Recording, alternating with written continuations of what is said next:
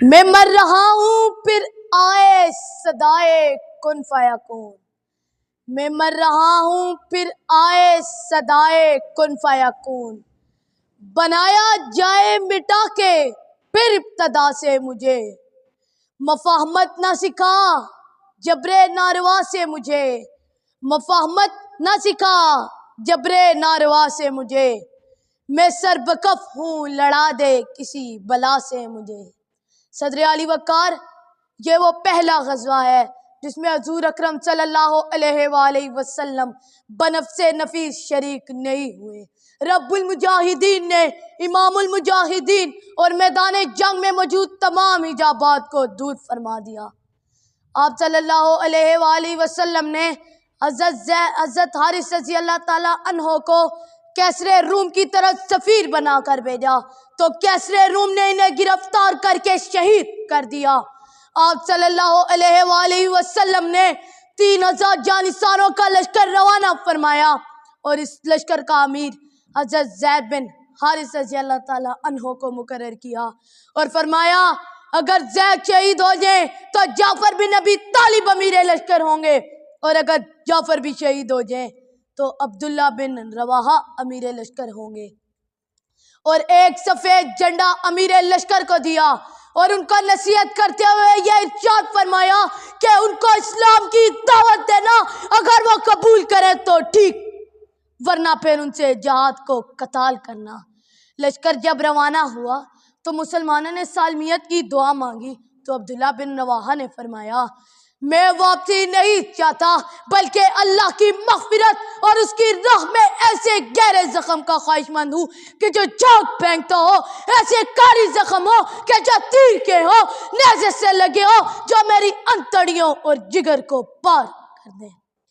جناب والا، شرجیل کو جب اس لشکر کی روانگی کا علم ہوا تو 1 لاکھ سے زیادہ کا لشکر مسلمانوں کے مقابلہ کے لیے جمع کیا اور 1 لاکھ فوج لے کر ہرقل خود شرجیل کی مدد کے لیے بلقاء میں پہنچا۔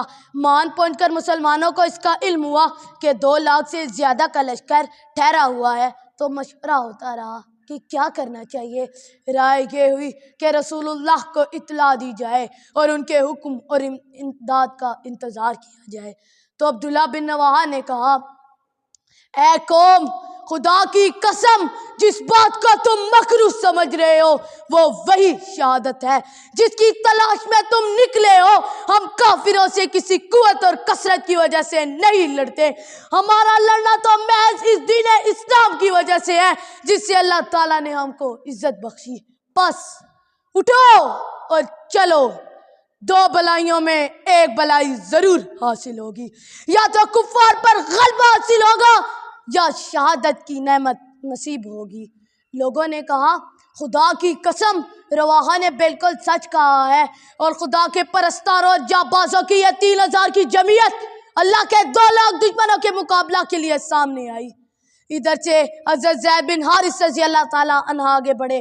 لشکر نے جب ہر طرف سے گھیر لیا تو گھوڑا زخمی ہو گیا، گھوڑے سے اتر کر سینہ سپر ہو کر لڑے یہاں تک کہ جام شہادت نوش فرمایا۔ شہادت ہے مطلوب و مقصود مومن، شہادت ہے مطلوب و مقصود مومن، نہ مال غنیمت نہ کشور کشاہی۔ جناب والا، جعفر بن ابی طالب کا لڑتے لڑتے جب دایاں ہاتھ کٹ گیا تو رایت اسلام کو بائیں ہاتھ میں سنبھال لیا، اور جب بائیں ہاتھ بھی کٹ گیا تو جھنڈے کو گود میں سنبھال لیا، جہاں تک کہ شہید ہو گئے۔ اللہ تعالیٰ نے اس کے عوض آپ کو 2 پر عطا فرمائے جن سے آپ جنت میں فرشتوں کے ساتھ اڑتے پھرتے ہیں۔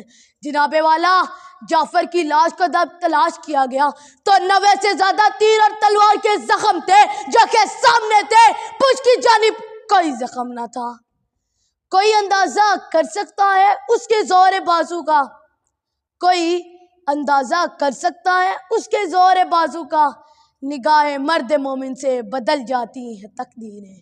صدر علی وقار، اس کے بعد جھنڈا خالد بن ولید اللہ کی تلواروں میں سے ایک تلوار نے سنبھال لیا اور ایسی لڑائی کی کہ اس ایک ہاتھ سے اس دن 9 تلواریں ٹوٹی اور فرمانے لگے کہ میرے ہاتھ میں ایک یمنی تلوار رہ گئی تھی۔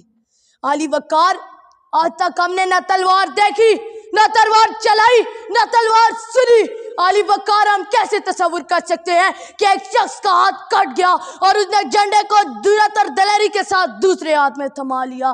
علی وقار ہم کیسے تصور کر سکتے ہیں کہ ایک شخص کے جسم پر 9 سے زیادہ زخم ہو اور وہ بھی تیر اور تلوار کے۔